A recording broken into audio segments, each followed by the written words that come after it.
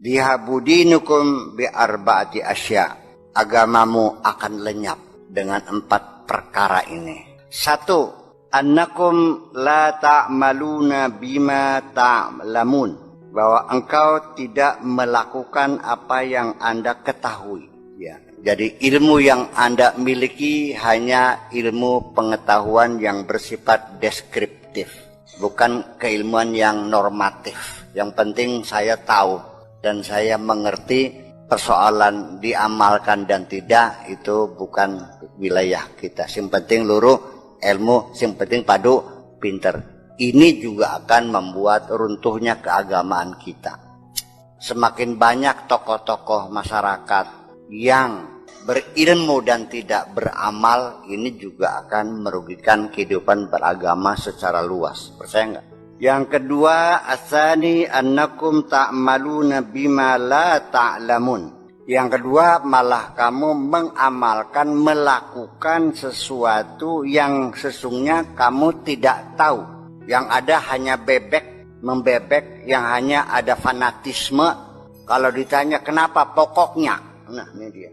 Kamu banyak mengamalkan, melakukan kegiatan-kegiatan yang kamu tidak pernah dibekali dengan keilmuan yang secukupnya. Tidak ada pembekalan keilmuan di bidang itu.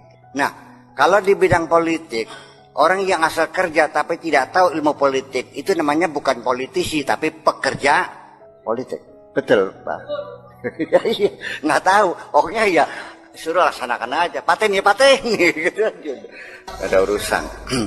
Nah, ketika dalam keagamaan, apa yang kamu lakukan, ritual-ritual ini, paham nggak keilmuannya? Banyak yang nggak tahu. Nah, ini juga membuat kualitas kita tidak pernah meningkat.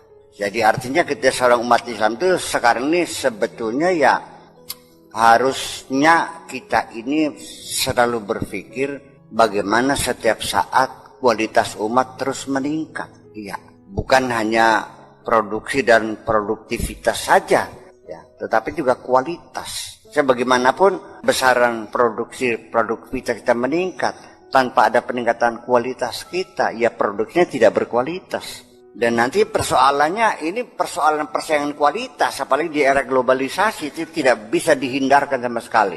Percaya nggak?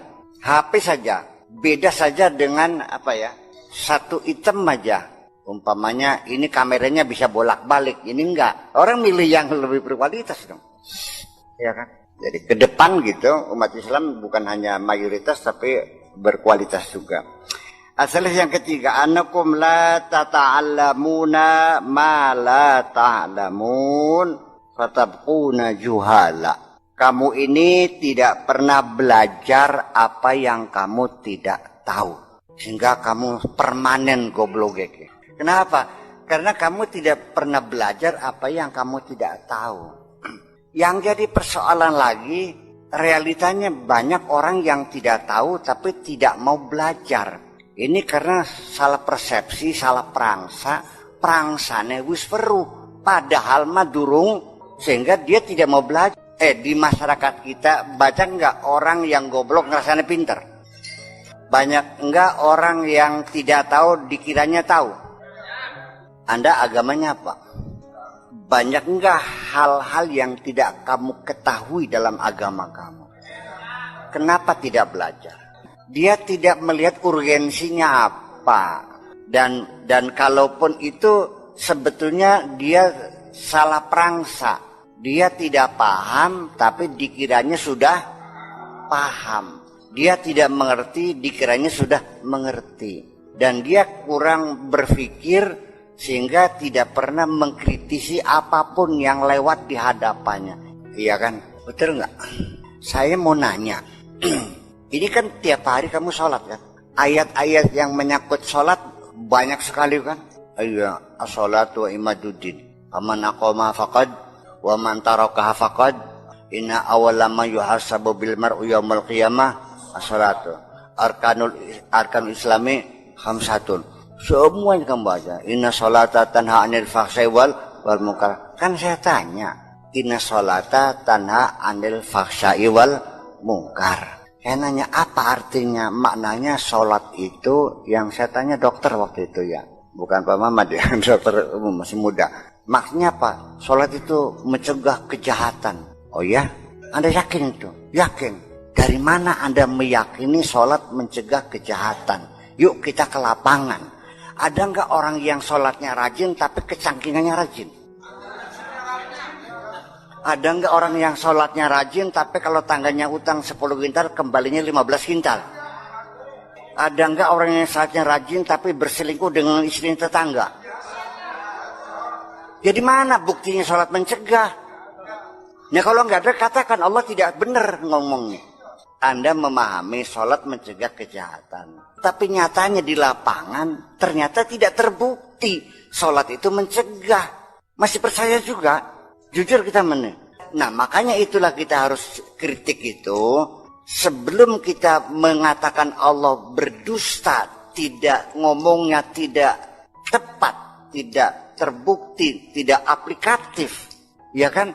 Sebelum kita menuduh Allah berdusta, coba kita introspeksi. Jangan-jangan kita salah paham. Nah Anda gak pernah mikir bahwa Anda salah paham nih. Anda melihat orang sholat ngelasur jalan. Tadi kan juga mencegah. Dari mana Anda meyakininya bahwa sholat bisa mencegah? Nah ini kan itulah sebabnya karena kita ini bingung umat Islam itu lagi panik ini persoalannya. Akan menjadi salah. Di mana salahnya? Inna sholata utawi sholat ikutan naha itu maknanya melarang. Kalau mencegah itu mana? Sholat tidak mencegah tapi sholat melarang. Apa yang melarang? Hati sanubari kita yang masih punya hotline dengan Allah, karena setiap hari nomor teleponnya selalu diputar 44342 kerangkring, jadi hotline-nya jalan. Ketika kita akan melacur, jantung kita berdebar-debar. Dan jangan, itu terdengar oleh hatimu jeritan itu. Jangan kena penyakit AIDS loh. Jadi agama mah bisanya hanya melarang. Nah kita ketika mengimplementasikan agama, Allah hanya melarang. Allah tidak mencegahnya. Kalau Allah yang mencegah ya sudah, kita nggak ada kerjaan.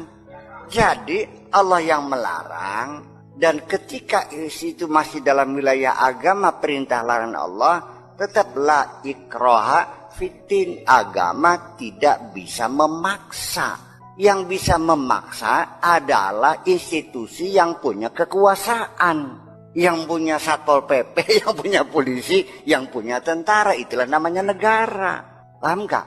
Itulah makanya remaja kita ini adalah mengimplementasikan larangan Allah dengan perda dan dengan tindakan yang tegas, yang jelas, yaitu kita razia setiap hari, kita hancurkan minum keras. Seperti di Polres kemarin itu kita hancurkan minum keras. Nah itu kerja nyata kita.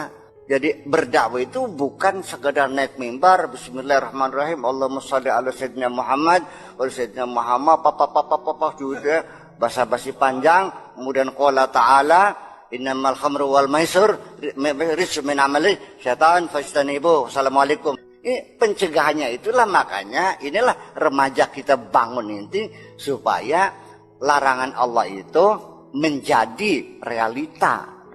Nah, untuk mendapatkan satu kekuasaan yaitu jalurnya pakai sosiopolitik. Kalau saya mah sosiokultural. Yang keempat adalah annakum tamna'una an-nasa min ta'allumi ma la ya'lamun. Karena kamu mencegah orang, tuh manaan, mencegah orang belajar apa yang belum mereka ketahui. Ngelarang wong belajar. Nabi Muhammad juga sama, menghadapi orang-orang yang menghalang-halangi jangan sampai orang berkomunikasi dengan Kanjeng Nabi. Persoalan orang tidak percaya kepada Nabi Muhammad nggak ada masalah. Kalau sebatas dia tidak percaya, sudah selesai. Saya enggak, ya udah selesai. Benar, udah. Nah, yang menjadi masalah ketika dia menghalang-halangi supaya dakwahnya tidak didengar orang, melarang orang mendengar dakwahnya Kanjeng Nabi. Lebih gawat lagi, melarang Kanjeng Nabi ngomong, itu berbeda lagi. Yang keempat adalah bagaimana caranya membunuh Nabi. Dan ini terjadi. Jadi yang kita lawan itu bukan yang tidak percaya, nggak ada urusan itu mah. Yang kita lawan itu ketika dia akan membunuh kita, itu saja persoalannya. Tidak ada batas tertentu. Jadi toleransi itu sebetulnya apa sesungguhnya? Ya toleransi dalam batas kita hidup bersama dengan siapapun yang berbeda pandangan, berbeda akidah, silakan. Tapi ketika ada niatan jahat membunuh kita, itu bukan kerja toleransi, paham nggak? Dan ketika kita ingin mempertahankan diri dari serangan musuh, nggak perlu dalil, nggak perlu izin dari Allah. Secara insting manusia